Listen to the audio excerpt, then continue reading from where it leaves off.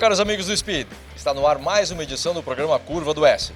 No programa de hoje, NASCAR, com a milha monstro, Porsche Cup, uma aventura de duas rodas, o segmento de arrancadas e, como sempre, o Correio da Semana. Mas começamos falando de NASCAR.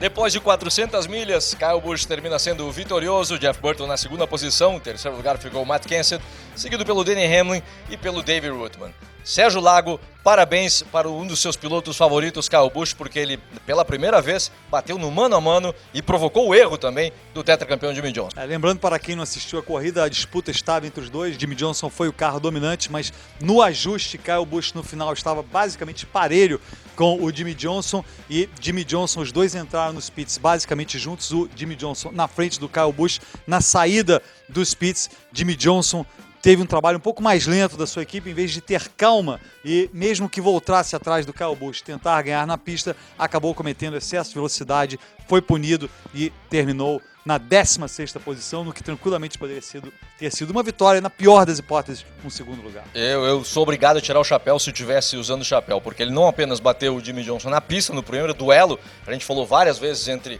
possíveis candidatos a Jimmie Johnson, mas na pista e também... Candidato a Jimmie Johnson? Não, a vencer a Jimmie Johnson.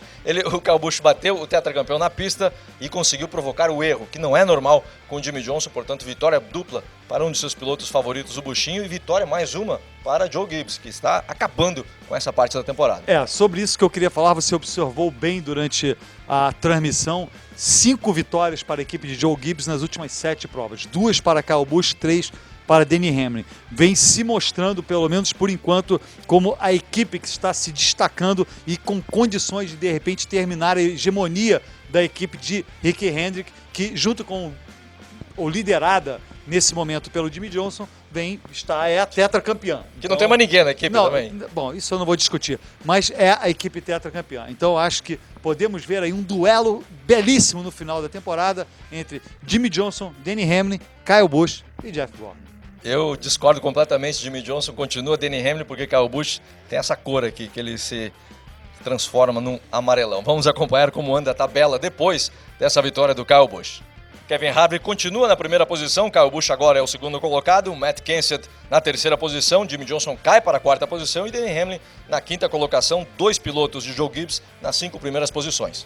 Um desempenho impressionante da equipe, a gente já falou disso logo antes, e os 2 pilotos que estão mais em ascensão ultimamente são justamente o Kyle Busch e o Denny Hamlin. O Jimmie Johnson não me preocupa em termos...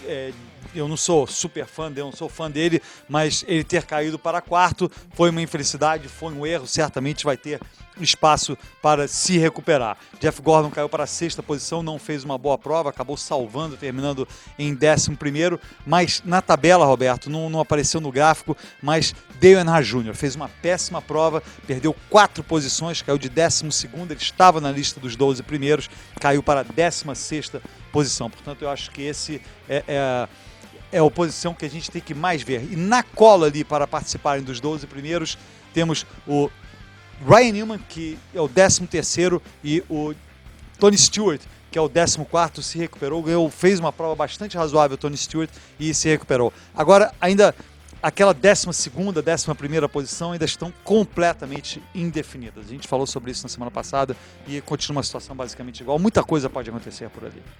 Muito bem, vamos agora acompanhar o segmento Maquineta do Tempo, onde o piloto Jean Balder fala sobre os últimos sucessos que teve a carreteira e o final das carreteiras, quando ele participou junto com Chico Landi nos 500 quilômetros de Porto Alegre. Essa corrida de BMW no Rio Grande do Sul, muita gente, eu tenho alguns amigos até que ligados muito ao automobilismo gaúcho, eles falaram que a gente que enterrou as carreteiras, né? Porque nós chegamos lá, eu cheguei lá com o Chico Landi e eu não tinha ideia de quanto que o carro seria competitivo em relação às carreteiras. O Asmuso, o Catarino Andreatta, o Catarino também correu, o Vittorio Andreatta, o Breno Fornari, uma turma muito legal, pessoal muito hospitaleiro no Rio Grande do Sul, fantástico. Eles também tinham suas dúvidas quanto à performance das carreteiras em relação a um carro que tinha metade da cilindrada, da capacidade cúbica. Nós estamos falando de uma carreteira com motor Ford Edelbrook e Chevrolet Corvette de 4,5 litros contra uma BMW de 2 litros. Mas, na realidade, foi uma performance muito acima das carreteiras, porque o seu Chico, que deu a largada, ele largou e na primeira volta passou 30 segundos na frente do segundo colocado. Bem verdade que a pista era muito longa, a pista tinha 12,5 km de comprimento, era uma pista de rua. Então muita gente comenta que a gente foi o responsável pelas carreteiras não correrem mais, não ter uma categoria no Rio Grande do Sul. Mas não foi bem isso, quer dizer, é que coincidiu de ser uma BMW que correu em Porto Alegre, porque se a Alfa GTA fosse correr lá, ia ser um osso duríssimo para a gente, que as Alfa GTA e depois a GTA M, a Super América, que os irmãos Diniz trouxeram aqui para São Paulo, elas eram tão competitivas quanto uma BMW Schnitzer ou Alpine, era muito difícil na fim das Alfas. Tinha uma reta grande, precisava de uma curva de coisa, tinha um pulo, uma subida grande e tinha uma descida. As carreteiras subiam ali e saiu com as 4 rodas do chão, com as 4, mas voavam no alto, sei lá, 1,5 metro, por não sei quanto. Tem fotos incríveis da carreteira, um tanto assim do chão. Todo mundo fala que a BMW que enterrou as carreteiras, mas foi o tempo que enterrou, não foi a BMW especialmente, foi o tempo, ela ficou obsoleto. Como o DKV teve sua época, ganhou suas corridas e de repente não era mais o carro competitivo, porque passou a época dela, né?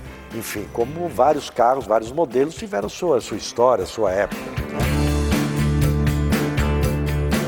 E logo após o intervalo, mostramos o que se precisa para uma aventura de 2 rodas.